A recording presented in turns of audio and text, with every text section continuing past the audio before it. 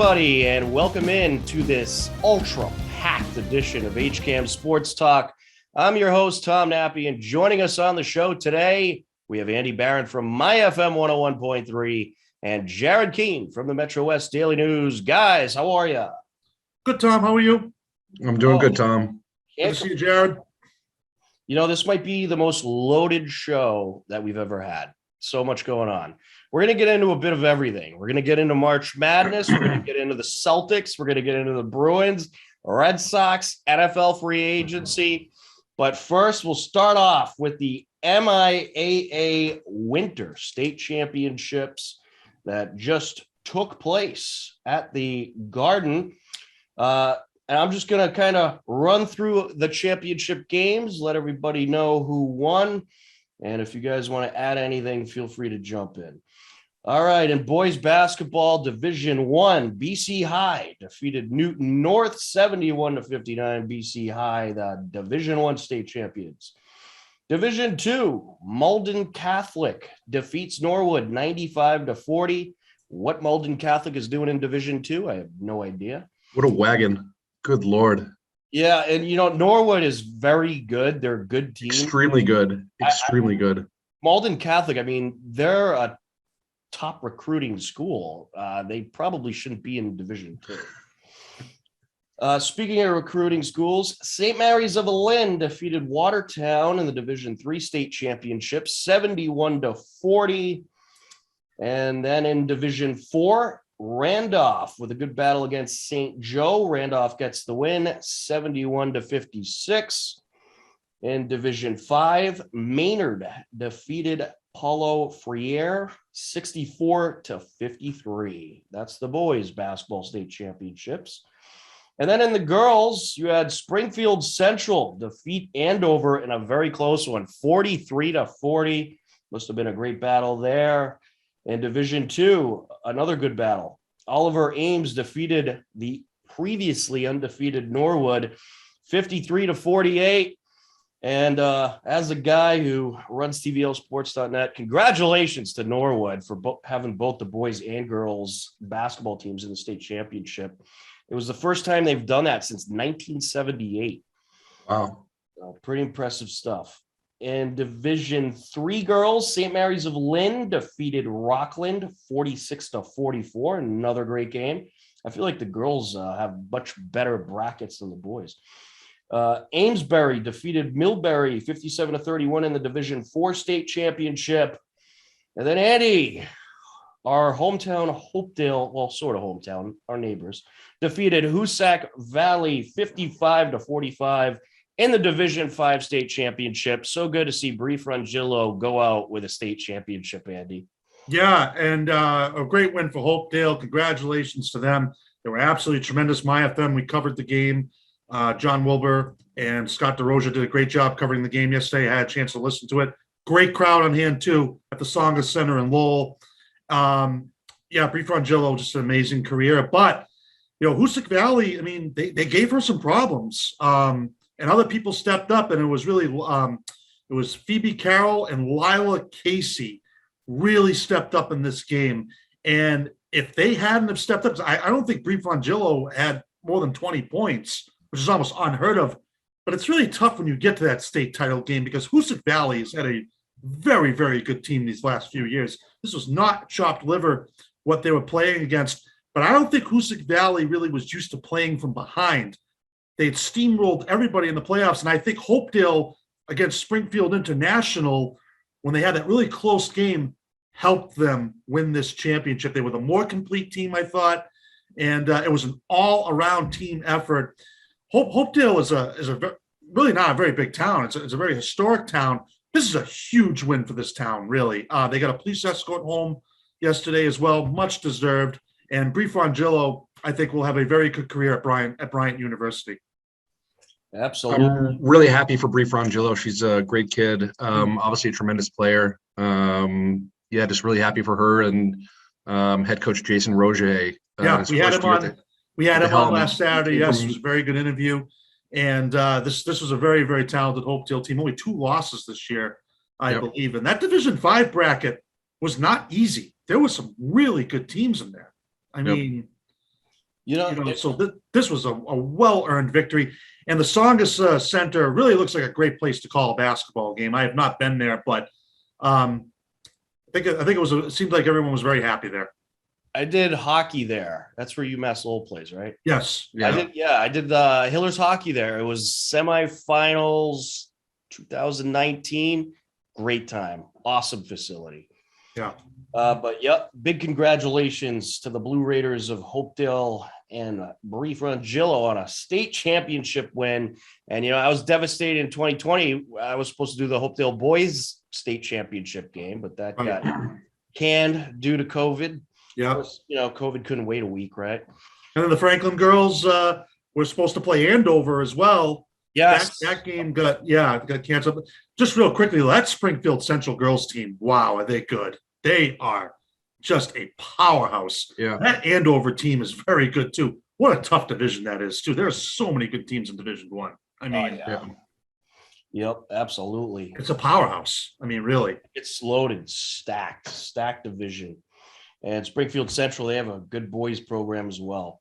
Yes. And Franklin girls might not have been the team that they were a couple of years ago, but Springfield Central handled them easily, in the semifinals or whatever. So I think that says a lot about how good Springfield Central girls are. And And real quick too on Franklin, a 50-game winning streak is just that is simply unheard of in high school basketball. John Layton's done a great job with that team. We had him on earlier. Big fan of John Layton. He's a great guy. Olivia Quinn, good luck to her. I think she's going to Wesleyan next year. Very good program. This Franklin really good player, great is player just, too. Awesome player. Yeah, I mean they've just been so good for so long. But it's just a tough division. I mean, it certainly is. Franklin's always in there. They're always in the mix, boys and girls. Just on Hopedale real quick again. It was so nice to see Hopedale girls win a state title again after the boys weren't able to even compete for one a couple of years ago. Right. That's awesome. That's really cool. First one in school history for the girls for basketball. Yeah. Yeah, and my cousin was supposed to play in that game. Jake Wilson, very good Hopedale player. Yeah. Point guard. Devastated and get to announce my cousin's game in a state championship, but what are you going to do? But certainly awesome to see Hopedale win. They're a great program. But moving on to boys hockey, we had the hockey state championships as well over the weekend. A lot of them at the Garden, or actually, I believe all of them might have been. All of them were, yesterday. Yeah. In boys hockey Division I, St. John's defeated Xavrian Brothers 6-4. St. John's, a fellow team of the New England Sports Center where the Hillers play. I think it was 6-2, wasn't it? Wasn't it 6-2? Maybe. I thought I have 6-4 here, but I thought it was 6-2. But in any case, St. John's won either 6-2, 6-4, a couple goals. Not much of a difference now. Division II, Tewksbury defeats Canton 3-1. Canton has quickly become a great hockey program out of the Hockomock, but Tewksbury getting the win in the Division II state finals. In Division III state finals, good battle between Hanover and Marlboro, but Hanover comes out on top 5-3. Great win for Hanover. And then in Division IV, Sandwich defeated Watertown in double overtime, 3-2. What a battle that must have been. And then in girls hockey Division I, Austin Prep defeated Arlington 4-1. And in Division II, girls hockey, a great battle between Algonquin and Canton. Algonquin getting the 2-1 win in overtime. Jared, you were at that game. That must have been a crazy atmosphere for that one. That was pretty wild, Tom. That was, the first couple of periods actually weren't some of the best hockey you'll see, admittedly. But Algonquin really picked it up in the third period. And, and Algonquin even had to kill off a penalty in overtime. And then Mallory Farrell is a special player. She's got a lot of speed. She's got a great shot.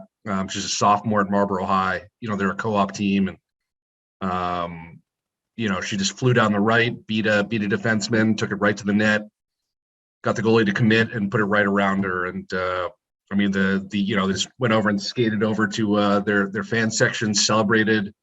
It was electric. And just a great game to cover. it was the Algonquin's first appearance ever in a state final. So first state final, first state title in program history. It's really awesome to be at. And I'll tell you, that Tewksbury-Canton boys game was after my game. I think the whole town of Tewksbury was there. Their fan section was massive, absolutely massive. They bring a big crowd. Yeah, They do. yeah. But yeah, just a credit to Mike Hodge, Algonquin girls coach. They were the 10 seed. They beat a really good Canton team who was the 9 seed, kind of a wild bracket there. Probably the craziest bracket of all the brackets.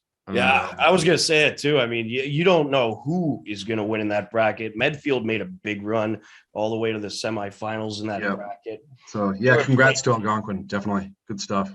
Well, you saw some great matchups in these tournaments too. And I'm really liking the state format. Sure, it needs some tweaking here and there. I think we can all agree. But really, this is really good competition. There are no layups in the state tournament. You have to be ready to play your opponent. I mean, no matter what your seeding is, we saw this. A lot of upsets too. And I think the MIAA got this right. They did. Absolutely. It's much better than the old format where you would have, 6 teams in one sectional, 22 in the other. Much more even, much more fair. I like it. I like it a lot. And it introduces some new rivalries that you'll probably see down the line as well. And I like it. I'm all for it. I hope they stick with it, make a few tweaks, but otherwise the state format certainly a success for the winter sports season. But that wraps up the winter sports season. Now we're on to the spring. Tryouts have already begun, so don't forget. On HCAM, we'll have Hopkinton Hillers, baseball, softball, boys lacrosse, girls lacrosse, all the spring sports, all the home games, for the most part, live on HCAM. So get ready, folks. We're going to have a lot of games coming at you. But I do want to move on to the NFL. A lot to get to with the NFL. Not too much to get to with the Patriots. They made a couple signings. They got offensive tackle Trent Brown, which was good to see. They bring him back. And they also made a couple other moves that I'm trying to find in my very messy notes. Ty Montgomery. Yes, they got Ty Montgomery. Yeah. And they also re-signed the linebacker there. Oh, Juwan Bentley. Juwan Bentley. Yep. Glad to see Bentley back.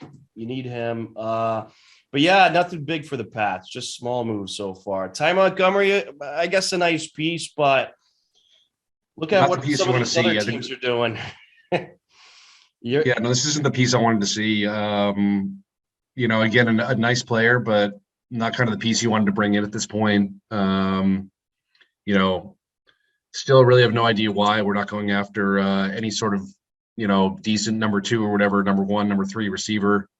Kind of boggles my mind a little bit, but I don't know. We'll see what happens. I don't know if they have plans for the draft or something or what the deal is, but I was pretty devastated. A little bit baffled.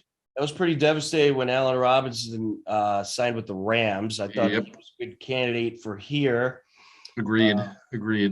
But yeah, they got to do something. I mean, look how much tougher the AFC is getting. Let's run down some of the other moves in the AFC just so you can see. Matt Ryan traded to the Colts after 14 seasons with Atlanta. Matt Ryan will be the 5th starter in the last 5 seasons under head coach Frank Reich, and I think he's like the 7th starter over 7 seasons overall for the Colts. Atlanta gets a 2022 third-round draft pick out of that deal, and they also get rid of $40 million of cap space with the move as well. So it works out for both sides. The Colts get a good quarterback in Matt Ryan. I think he's a solid quarterback who had to deal with a lot of badly built Atlanta teams. And Atlanta gets rid of a bunch of cap space. I think they're pretty much starting things over. But the Colts, I mean, adding Matt Ryan, I think that makes them a threat, guys. No doubt about it. This has been absolutely crazy. Never seen all of these moving parts. But the AFC is head and shoulders above the NFC, even though the NFC has the defending champions in the Rams. But the one thing that just baffles me, and Tom, I said this to you earlier, is the Deshaun Watson contract is absolutely ridiculous. Yes, and before we talk about that, let's run down the details of that. So in this trade, Browns get Deshaun Watson and a 5th-round pick. The Texans get 3 first-round picks, a 3rd-round pick, and a 4th-round pick. Deshaun Watson gets the most guaranteed money in NFL history, $230 million. Aaron Rodgers, a far second in guaranteed money with $150.7 million on his last contract. And Josh Allen, $150 million is the 3rd highest guaranteed money quarterback signed, but $230 million guaranteed to Deshaun Watson, who hasn't played in a year. That is insane. I mean, what has he won? He hasn't won anything. I mean, the farthest he went was maybe to the divisional round with Houston. He hasn't played in a year. We don't know what these civil lawsuits. The NFL might take action against him, and he may not be able to play a few games. We don't know, but I mean, I don't think they will because everything kind of got dropped. But yeah, right. But this was a total act of desperation by the Cleveland Browns. Like, okay, he makes them better. They've lost a lot of players too. Like, I don't know. Like, he's a great athlete, no doubt about it. But guys like this don't last long. I will be shocked if he plays this 5-year contract. Honestly, this is a terrible. If he does not work out in Cleveland, oh my God, it's going to be just what quarterback has worked out there? The only quarterback I can think of is Bernie Kosar in the 80s. Other than that, Baker Mayfield had a couple decent seasons. Okay, where does he go? Do you think he goes to Atlanta? Maybe. He's out there. Tennessee was another. Seattle was also New Orleans, and that also remains to go with Jimmy Garoppolo. He maybe will end up with one. What? First of all, yeah, I thought Garoppolo was definitely going to go to the Colts. I was shocked. Yeah, but don't you think Deshaun Watson that the Saints would be a better option than the Browns? Yeah, yeah, absolutely. Definitely, absolutely. And speaking of the Saints, they get back Jameis Winston. They bring him back since they're out of the Deshaun Watson sweepstakes. But, were the Saints going to give Deshaun Watson that amount of guaranteed money? No. I heavily doubt it. Not a chance. Guys, this is one of the craziest moves I think I've ever seen. I was out to dinner the other night when the news broke, and I gasped. I was speechless. When I saw that news and it broke on my phone. Oh, the Falcons what are you doing, Cleveland? Honestly, what are you doing? Desperation. What are you actually doing? This is ridiculous. This is a typical Absolutely Cleveland ridiculous. move, though. This is a typical Cleveland move. This is what they do. I know. I'm just saying, what are you doing? Do you not learn? I mean, come on, man. This is ridiculous. The Texans, they got a lot. I mean, and they need a lot of work, but you got 3 first-round picks here. If the Browns are struggling, I mean, the Texans can really rebuild their whole team. Think about it, right? Because I said this last week too. I don't think Davis Mills is that bad of a quarterback. And, maybe you got something there. You get rid of Watson. It was time to move on. But again, it's just like, I don't know if this guy really understands just the amount. The Cleveland media is not easy, especially with the Browns. It can be very, very bad. And he's in a tough division. The NFC North is always tough. He's playing in cold weather. I mean, I agree, Jared. It's crazy. Well, look at the never quarterbacks seen in the anything AFC like North this. now. Yeah. The quarterbacks in the AFC North, you got Deshaun Watson for the Browns. By the way, they also brought in Jacoby Brissett as his backup. Right. I saw that. Yep. Joe Burrow, the Bengals, Lamar Jackson of the Ravens, all 26 years or younger. So you'll have some epic AFC North battles. And the Steelers, they have Mitch Trubisky. Mitch Trubisky. Oh my God. I still cannot believe the Steelers. This is a proud franchise. I mean, even Jimmy Garoppolo would be an upgrade over Mitch Trubisky.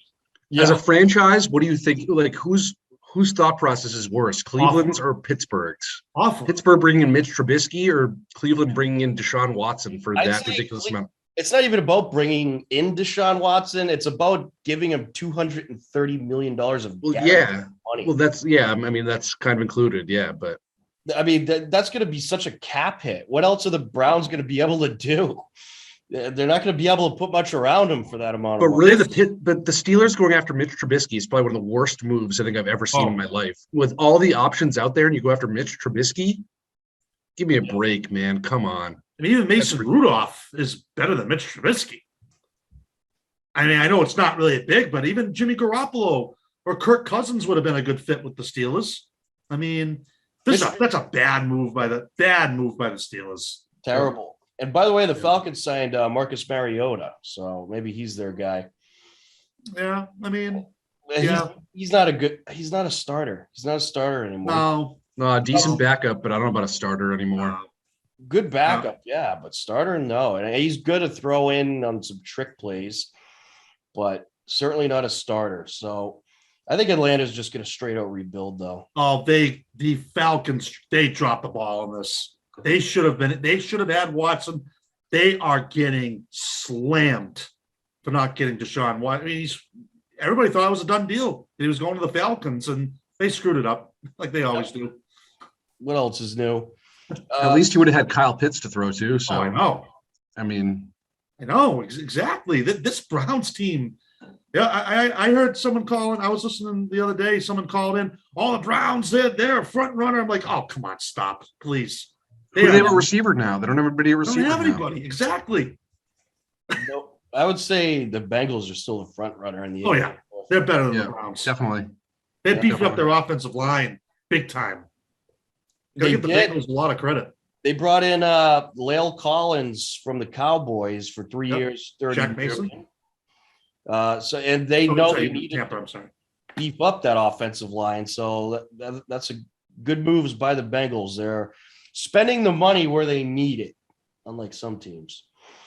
So some of the other deals that went down was the Rams signing Allen Robinson, 3 years, $45 million, very affordable. Patriots should have got him. Duke Johnson, 1 year deal with the Bills. Matt Breida signing with the Giants, the former San Francisco running back. The Pats are hosting Leonard Fournette, so maybe they'll bring him in. Chargers signed tight end Gerald Everett. The Rams traded wide receiver Robert Woods to the Titans. So the Titans, they get Julio Jones's replacement. And Julio Jones is still out there. He's a free agent. He was released by the Titans. Still want the Pats to bring him in, Jared? I would take him at this point. Yeah, I mean, he's probably better than anything we have. Yeah. I mean, again, he can't stay healthy, but he's still a good receiver, obviously. I mean, he's big, he's tall, big guy. I mean, yeah, I would take him. Yeah, you need receiver help, no doubt. Ty Montgomery's not going to get it done for you. He'll he's a speedy guy and pretty good kick returner as well. Can add some things, but need more than that. The Rams gave quarterback Matt Stafford an extension, 4 years, $160 million. You won a Super Bowl, so why not? Yep. And then after Aaron Rodgers comes back to the Packers, what do? They trade Davante Adams to the Raiders for a 22nd overall pick and a 53rd overall pick. What was the thought process there, guys? I mean, again, I don't know if I've still actually figured that out. What the thought process supposedly was. He wanted out. Davante wanted out. So why did Aaron Rodgers resign there then? If he knew his best receiver, that makes no sense. Exactly. That's what I'm saying is, yeah, I mean, it just makes zero sense regardless of whether he wanted out of there or not. All the Raiders they are stacked. They are loaded. They're stacked. Yeah. That AFC West is wild. The AFC North got better. I mean, what are the Patriots doing? They're not nothing. They're just becoming irrelevant, guys. I hate to say it. They are. I've been thinking about this all week, and it's really kind of sad to see this because, you really got to start asking yourself, what are we doing here? I mean, listen, I like Mac Jones, and I've said it. I think he can be a decent quarterback, and I think if you surround him with the right people, I think he can be pretty good.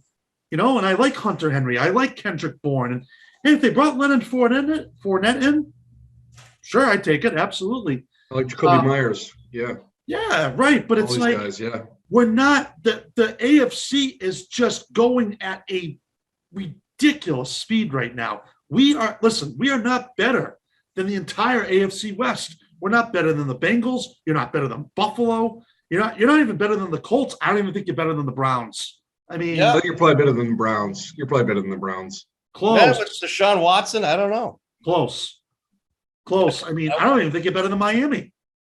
Yeah, Miami's made some good. I'm just saying, it's like the train is passing by, and it's just, is it just that the Crafts are telling Bill he can't spend the money this year, or is it Bill's doesn't want to spend the money? I'm gonna guess it's Bill. I mean, I think last year they spent money because the year before was such a bad year. They knew they had to, and they probably forced Belichick to spend some money in free agency since his draft picks haven't really worked out too well recently. No, they haven't. And now it's back to the Belichick way, and they're not spending money, and they're bringing in these small pieces, and they're going to try to scrape something together, and it's probably going to backfire because you don't have Tom Brady anymore. You have a second-year Mac Jones, who is, I think, good. I think he could be a good quarterback, but he's nowhere near what you had with Tom Brady. So I don't know what they're doing. It's almost like they're treating it with the mentality that they still have a Tom Brady and they don't. So I just don't get it. And if you keep this roster the way it is right now, you're not going to the playoffs this year. No, not happening. It's not happening. Oh yeah, by the way, Von Miller signed with the Broncos. I mean, with the Bills. Yeah. There you go. Yep. Juju Smith-Schuster to the Chiefs was another deal. So the Chiefs get a. I would have liked to see him as a Patriot too. He would have been. He's a good player. And he's a guy you could have got cheap. I mean, he had a bad year last year. Was injured. Yeah, that was ripe. That was ripe for the taking right there. You got him and like Allen Robinson. You're in business. Then you're like, all right, serious business. Here you go. What do they got? Ty Montgomery. Bad. What are you doing, Bill? Pretty soon. All right, time to talk some hockey or some basketball.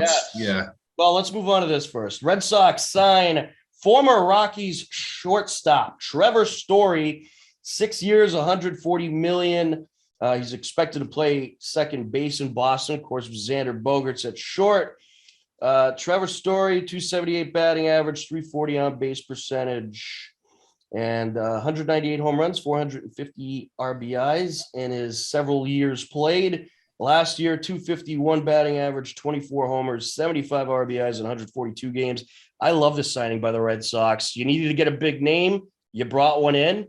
This bolsters up that infield. I think it's a good signing. I like it. And that lineup is looking a lot better than it did before you brought this guy in. What do you guys think? Yeah, I like this signing a lot. I think this guy can come in and make a difference. He's obviously shown that over the years. A good defensive player. Obviously adds some real pop to the lineup. And like you said, Tom, it just improves our lineup. Our lineup looks a lot better now with him in it. Add him to the mix with, Bogaerts, Devers, Kike Hernandez, et cetera. This team can compete. Still maybe want to see us bring in some pitching. Yep. Maybe another starter for sure. But I like this. I like the play here. Yeah, that's a good one. So now can he so it's 6 years. Is there an opt-out in this contract? I'm not sure. I didn't read that far into it. But I mean, I think there is. There is. I mean, he's a good player, no doubt about it. But again, I don't want to be negative or anything, but coming from Colorado to Boston, this is an entirely different animal. And if he's not producing here, he's going to hear it, because 6 years, that's a long time. I mean, well, he's in a smaller ballpark, which I think will actually probably. Yeah, he's going to, I agree with Tom. Actually, I think he's going to really benefit from Fenway being more hitter friendly to him. Yeah. But the other thing, though, too, is, are we seeing the end of Xander Bogaerts? Because it's certainly starting to feel like we are. I hope not. It just seems like we are. I mean, it just because because he can opt out after next year, and all the signs are pointing that he's going to. No, I hope he doesn't either. I didn't realize he's been here for 9 years. Wow.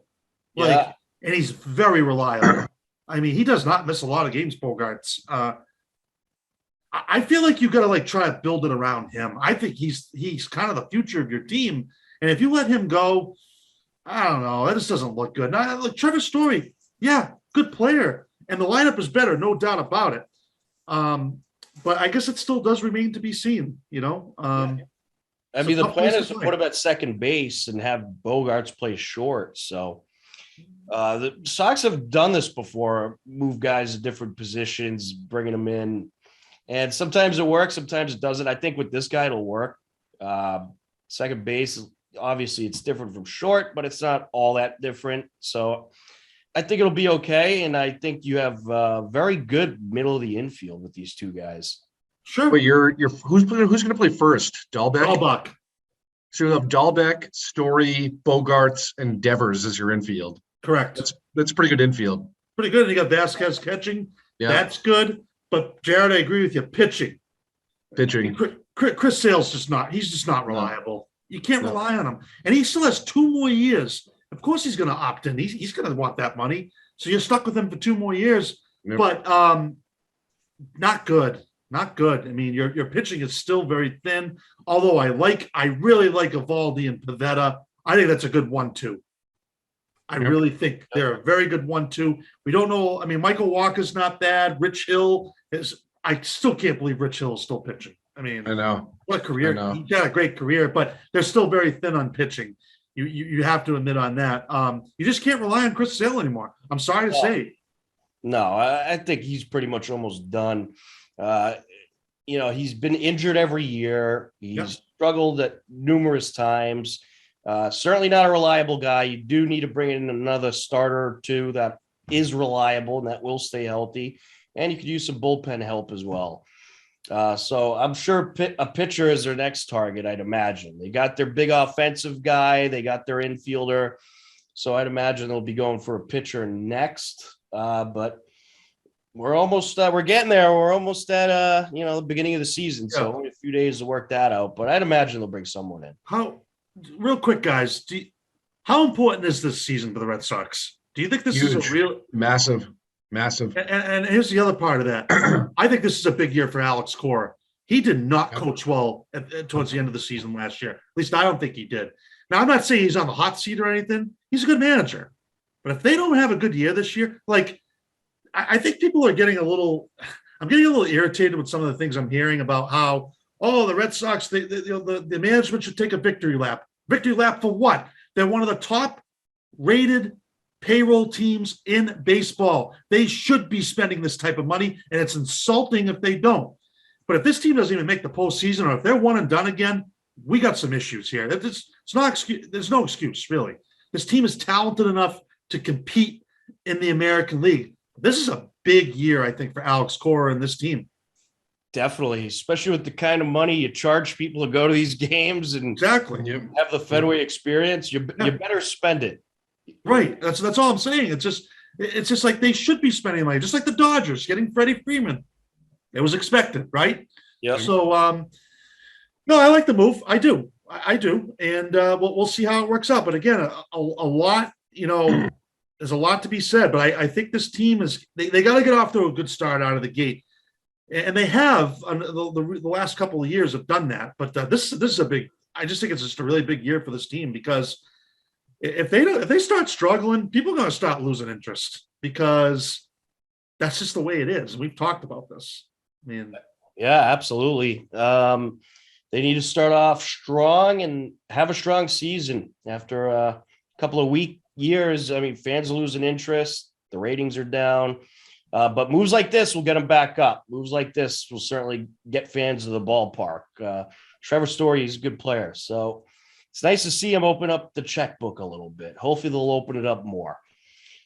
But we also have to get to the Celtics and the Bruins and March Madness. Let's go to the Celtics right now. They are red hot, 22-3 in their last 25 games. They've beat 14 playoff teams during that stretch. The Celtics are currently on a 3-game winning streak. On March 20th, their most recent game, they beat the Nuggets 124-104. March 18th, they beat Sacramento 126-97. Then on March 16th, they beat Golden State 110-88. They are just crushing teams, the Celtics. They are red hot right now. And as a team that started off not good, that were losing a lot of interest, if not almost all of it, they have really turned it around. And they have restored my confidence. I think this team is for real. I think they have finally connected. And you've had great contributions from Jason Tatum, 26.9 points a game, Jaylen Brown, 23.2, Al Horford, 10.1 points per game, 7.6 rebounds, Robert Williams III, 9.9 points per a game, 9.6 rebounds, and Marcus Smart, 12 points a game. So pretty good stuff by the Celtics. I think they're a strong team. They're looking like they truly are a strong team that has a chance. I mean, they just ran through these West Coast teams. Guys, this team is playing elite basketball right now. I think you've got a lot of credit to Ime Udoka. He's really helped turn things around from a coaching standpoint, really got him to buy in at both ends of the court. As Tom mentioned, Jason Tatum has been immense recently. I don't think there's really any other way to put it. The guy can just flat out play. He knows how to score, from all three levels, in close, mid-range, three-point shot. We're getting a lot of contributions from other guys too. Tom mentioned Horford and Robert Williams, who's a terrific defensive player. Then guys like Peyton Pritchard and Derek White, are really contributing now. And again, this team is just clicking on all cylinders. That was a great win the other night against the Nuggets, and a lot to be happy about with this team right now for sure. No question about it. Yeah, I mean, I tell you, it's been the tale of two seasons, because I've come on this show plenty of times and said I was done with the Celtics, and I had every right to be, because they would not. We all said that a few months ago. Yeah, exactly, because they weren't playing well. But you know what? Roles. That's where it is right now. The players know their roles. They know this is Jason Tatum's Great team. point. He's becoming close to a top 5 NBA player. He's getting close. And I got to say this, and again, it's a long way to go here, and a lot can happen. But if this team wins a championship, this is going to be one of the best championships that I think we've seen in this last 20-year run, because nobody saw this coming, really. But the potential has always been there. But just this is Jaylen Brown and Jason Tatum's team. There's no question about it. And I'm going to piggyback off what you said, Jared. I think Robert Williams has a chance to be an all-star. This guy is one of the best defensive players in the league, along with Marcus Smart. But what I like about Robert Williams, he's high motor, really high motor. He's almost unguardable under the hoop. I mean, he's a big guy. Like, it's just health is always his issue. But he's pulling down like 15, 16 rebounds. Yeah. Rebounding machine. Oh, he really is. And rebounding machine, block machine. He affects the game so well at both ends. Again, he can get up for alley-oops and stuff, but he also blocks shots, rebounds, I think he's on the all-star team next year. I think he's got a chance. He's really good. And Marcus Smart, let's not forget either. Jaylen Brown, Marcus Smart, and Jason Tatum, they're all first-round picks too. All right. So, I was thinking about this the other day too. Can you imagine if we had gotten Markelle Fultz instead of Jason Tatum? Oh my God. I know. Really, remember all that was, Danny Ainge saw that a mile away. And I'm also going to say another thing too. I think Brad Stevens has done a pretty good job as general manager. I never thought I'd say that. Yep. He's starting to win me over a little bit. He's made some good moves. He might have found his role. Like, this might just be a better position. Right. You're exactly right, Tom. It might be, but he brought Al Horford back. He brought Daniel Tice back. He brought in Derek White. He brought in Derek White, exactly. Good contributor. It seems like Danny Ainge was always trigger happy. They called him Trader Danny for a reason, but I don't think Brad Stevens is like that. I think he's I just think I like Ime Udoka too. I think he's a really good coach. He is not afraid to call the players out. And I said this too, that he used to coach with Greg Popovich. That's why he learned from the best. You know what I mean? So listen, I love watching the Celtics team right now. They are It's going to be a tough out in the playoffs. The Garden's going to be rocking. It's going to be fired up. The East is still tough, though. I still think Milwaukee is the team to beat. They are very, very good. They are. But it would not shock me if they win the East. But winning a title, I still don't know. They still might be a player away. But and the Phoenix Suns in the West are very, very good. Yeah. I mean, along with Golden State and even Memphis. And I like that. I like too. Like they did this 25-game stretch. They have a very good chance at winning. They do. Yeah. No doubt about it. And I also like too, real quick, I like seeing that some of these small market teams are starting to win. You know, Jai Morant, awesome player in Memphis. You got who's the guy in Utah? I'm drawing a blank here, but Donovan Mitchell. Great player. Devin Booker in Phoenix. You're starting to see a lot of these super teams may not all be it's cracked up to be. Because I think a lot, even Giannis playing in Milwaukee, signed an extension there. I think some of these players are realizing, hey, I got it pretty good right here too, and we can still win in these small market teams. I think the NBA needs that. I really do like what I'm seeing. I don't know. I feel like they're getting maybe a little bit away from those super teams. I actually think it's a good thing. John Morant has been a huge boost to the league. Incredible. I mean, this guy is so exciting to watch. Yeah. I'm a big he loves fan of playing him. in Memphis. Yeah. He loves Memphis. That's great. Yep. I mean, that's what I like. I like seeing that because, and look at Brooklyn. I mean, they're still a threat, but I kind of don't feel like they are. I don't know. Right. And, the Celtics are getting hot at the right time. I mean, We're towards the end of the season, heading into the playoffs in a few weeks, and they're scorching hot at the right time. They have a very outside shot at the 1 seed, but they certainly have a chance to move up. I mean, they can make some noise. Again, I don't know. I think Andy's right. I think they're still one player away from maybe winning a title, but I think they can make some noise for sure. Well, even if they go to the finals, Jared, they're not going to be an easy out. They're going to play hard. They're going to play tough. And real quick on Marcus Smart, Andy, you mentioned Marcus Smart. Regardless of what you think of this guy is an elite defensive player. No question. Watching him play defense is an art almost. Would you say him and Rob? A great leader, and he can shoot it a little bit too. He's not going to make every shot. But that's his great defensive front you got there with him and Robert Williams. It's pretty. Yeah. That's pretty damn good. I think that's the great thing about this team is you got Tatum and Brown putting up the majority of the points with Horford and Williams contributing a good amount and Smart. But then you got your rebound guys in Horford and Williams, and you got good defensive guys like Marcus Smart. This team has all the pieces it needs, I think, to really make some noise here. And you know what?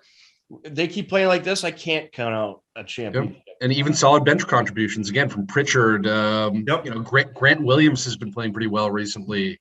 Derek White, whatever. Yeah. I mean, Daniel Tice. Yeah. I mean, and how about, Al Horford? I mean, this guy seems like he's been playing forever in this league. He seems like still he's playing a at a high level. Player. Yeah.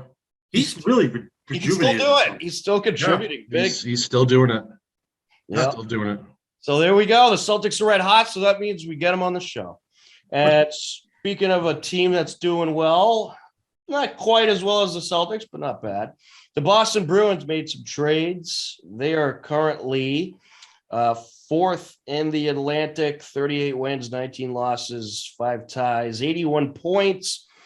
But the Bruins trade away forward Zach Senyshyn and a 2022 fifth-round pick for defenseman Josh Brown and 7th-round pick from Ottawa.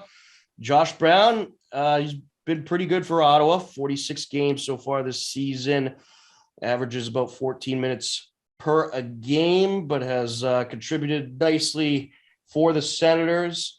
And the Bruins, they went nuts on their defense, which I certainly liked seeing.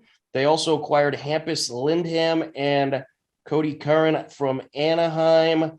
Hampus Lindholm, big addition to the defense. He has 17 assists, 5 goals, 22 points through 61 games.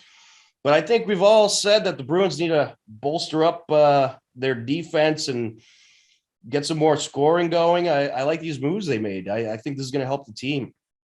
I love the Hampus Lindholm pickup. I'm just not sure I love the 8-year extension for a guy that's 28. Again, a really nice player. I'm a big fan of bringing him in.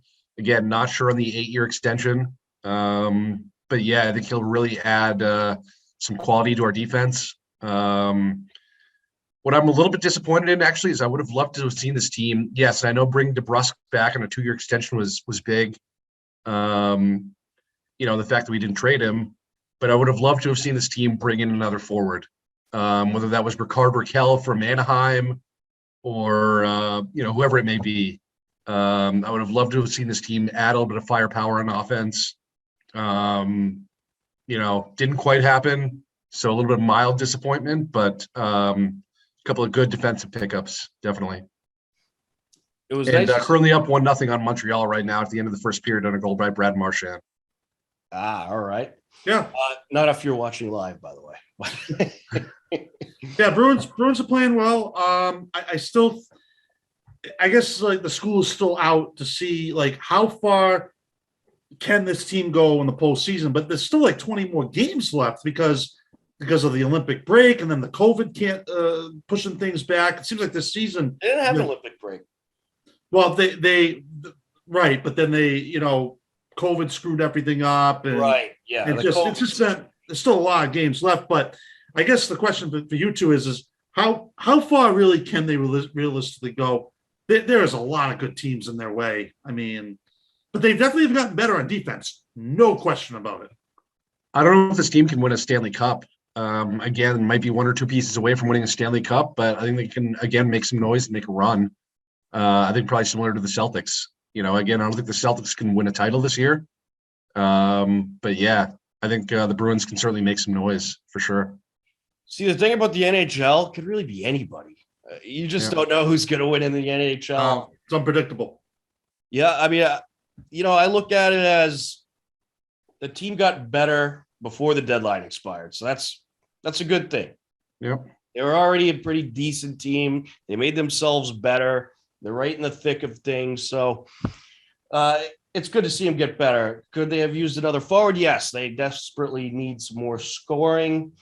They've had a lot of these defensive battles, but the other thing this could help is they've had a lot of those defensive battles. So adding a couple defensemen could go a long ways for them with the fact that they have a lot of these low scoring games that they'll need to deal with. So, they got better, but are they my favorite to win the Stanley Cup? No, but in the NHL, you got to give everybody a chance. Sure. But I'm a little concerned about Patrice Bergeron. He seems like his health has been a little bit of an issue here. Listen, this guy has been the centerpiece of the Bruins franchise really for a very long time. They need him if they want to go deep. They cannot win a cup, even sniff a cup without Patrice Bergeron. I mean, he's really been, in my opinion, I think he should have his number retired when he's done because he has just been an outstanding player. No question about it. No question about it. Absolutely. They definitely need Patrice Bergeron back and healthy. And just his presence is just, even if he's clearly not the player he was, just his presence on the ice. I mean, still a really good player though, wins faceoffs, and he's probably one of the best two-way centermen in the league. So yeah, I really hope he retires. I really do. I think he will. I think he's heading that way. Yeah. Yeah. I mean, I was devastated when Chara didn't retire as a Bruin, so I'm really hoping that Bergeron does. But we do have about 9 minutes left or so. I do want to get into the NCAA tournament. March Madness is back in full effect this season. And man, has it been fun. There was some great games over the weekend, some big upsets. This tournament's had a little bit of everything. I've been watching as much as possible, saw a lot of good games. At Duke-Michigan State game, that was a great game. Coach K against Tom Izzo, and Duke ends up getting the win to advance to take out Texas Tech, who beat Notre Dame in another great game. Can't wait for that Duke-Texas Tech game. So let's just run through the Sweet 16 so everybody knows. You got Gonzaga and Arkansas meeting up. Arkansas took down New Mexico State in a great win. Texas Tech and Duke. North Carolina pulling off upset after upset, knocking out one-seeded Baylor to advance on to the Sweet 16 against UCLA. That was a shocker. I know North Carolina's in a really tough division. You can never count out the ACC, but I didn't think North Carolina had it this year, but apparently they do. Beating Marquette and then Baylor, impressive stuff. Purdue beat Texas in a good game last night. They advance on to take on 15th seeded St. Peter's, where I don't even know where they're from. New Jersey. Jersey.